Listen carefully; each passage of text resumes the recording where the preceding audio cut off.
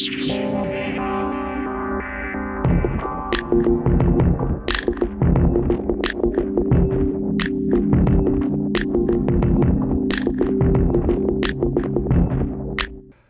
gente, tudo bem? Aqui é o Leonardo Mãe da Headphone e como eu falei aqui no canal recentemente, eu tenho tido mais vontade de trazer reviews de caixinhas de som Bluetooth aqui no canal.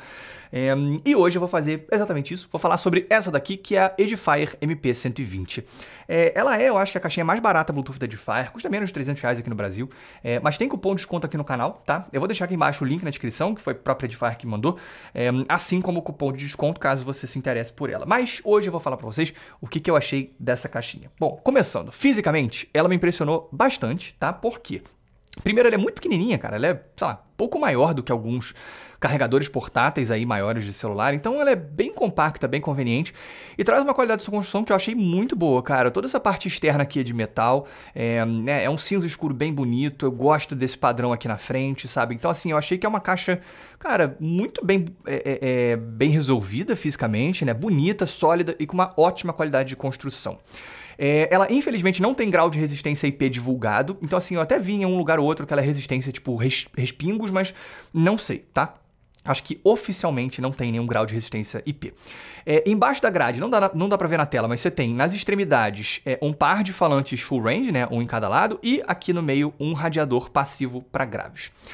Do lado esquerdo, você tem uma entrada auxiliar, uma entrada para cartão micro SD, né, caso você queira usar um cartão, e uma entrada micro USB para carregamento. Gostaria de um USB tipo C, né, numa caixinha como essa, mas ok, nada demais. Mas falando em carregamento, ela tem uma bateria interna de 2.200 mAh, então é uma bateria, cara, com um tamanho significativo. E em volumes intermediários para baixo, ela pode durar aí, a Edifier divulga que ela dura aí na casa das 19 horas, então é uma duração de bateria que eu acho bem interessante. Do outro lado, a gente tem o botão de ligar e desligar, que também serve para você trocar a entrada. E também serve para você saber a bateria. Se eu der 2 toques aqui, a moça que mora aqui dentro, ela fala a bateria, olha só. Battery level about 30%. Legal, eu acho isso conveniente porque tem situações que você pode estar tipo longe do celular, né? Então você não consegue ver a bateria pelo celular e diretamente pela caixa você consegue saber. Achei isso uma adição interessante. Botão de aumentar e diminuir volume, que também serve para avançar ou retroceder a faixa, e botão de play e pause. Ela tem Bluetooth 5.0. Então é um codec relativamente recente, tá?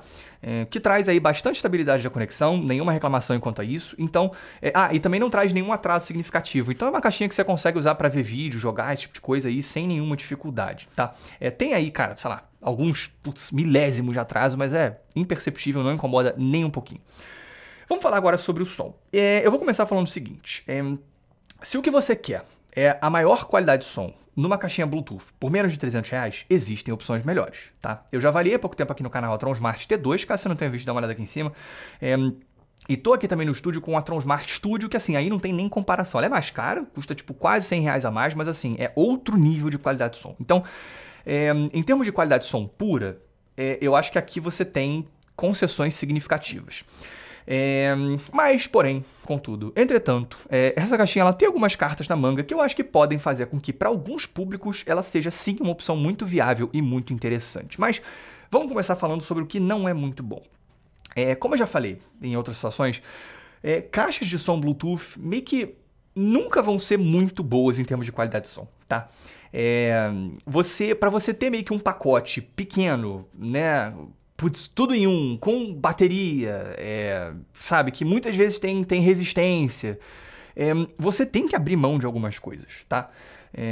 Assim, pra você ter uma caixa que, putz, é um falante, cara, uns falantes que cabem aqui, né? Mas para chegar num volume significativo, meio que é isso, assim, você vai meio que tendo que fazer concessões. Então, caixas de som Bluetooth, em geral, não são a melhor opção se o que você quer é qualidade de som. Existem caixas exorbitantes, tipo Devialet Phantom, por exemplo, que tem uma qualidade incrível. Nunca escutei, mas provavelmente sim. Mas meio que, tipo, com caixas baratas, né, como essas Edifier, um fone de ouvido, na mesma faixa de preço, sempre vai entregar uma qualidade de som maior, tá? Um bom fone de ouvido. Então, por exemplo, cara, isso aqui custa R$300, putz, um fone de ouvido da KZ, por exemplo, né, uns S10, uns SN, traz uma qualidade de som muito mais alta do que uma caixinha Bluetooth. E quando você vai para caixas maiores, né, e mais sofisticadas, na casa dos R$1.000, você tem não só os fones nessa faixa de preço, como também, muitas vezes, caixas de som estéreo como da própria Edifier, tá? que vão trazer uma qualidade de som muito mais alta do que a de uma caixinha Bluetooth, numa faixa de preço semelhante, né? Mas, de novo, né, isso é uma limitação desse tipo de produto, e normalmente quem quer esse tipo de produto está disposto a conviver com essas limitações para ter os benefícios que isso traz. Mas essa caixa não é diferente, tá?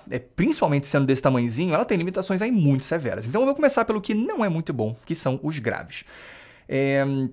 Eu falei sobre isso no vídeo da Transmaster T2, né? Que assim, caixa de som Bluetooth desse tamanho não tem como ter muita extensão nos graves, não tem como ter muito impacto, né? E aqui é a mesma coisa. Então assim, você tem graves que, cara, tem uma pancadinha, mas não tem nada de extensão, só que eu fiquei mais decepcionado com isso nessa caixa porque ela distorce muito e muito rápido. Então assim, cara, 50% do volume você já vai ter distorção aí significativa. Quer ver? Eu até vou botar uma faixa aqui para vocês conseguirem ter noção do que eu tô falando. Ó, deixa eu diminuir um pouco o volume, não vou botar ela alta não. Depois eu vou botar alta para vocês verem assim, mas olha só.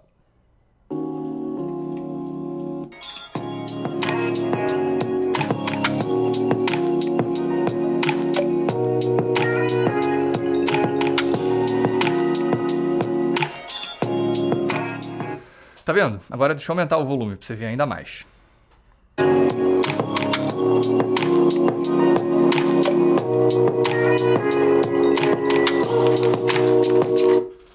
Entendeu? Então assim, eu pessoalmente preferiria ter menos graves que são artificiais, né? Como eu falei, para você conseguir algum grave, até como esse, numa caixinha desse tamanho, você tem que ter um DSP para poder driblar uma série de limitações que existem num negócio desse tamanho.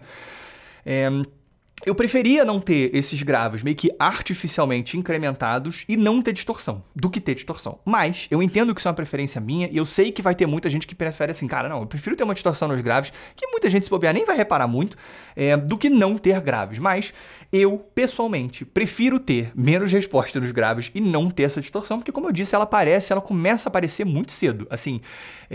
Mas em músicas mais calmas, ela pode se sair muito bem também, quer ver? Onde você não tem tanta atividade nos graves, olha, isso daqui. Peraí. Nessa não, peraí, essa.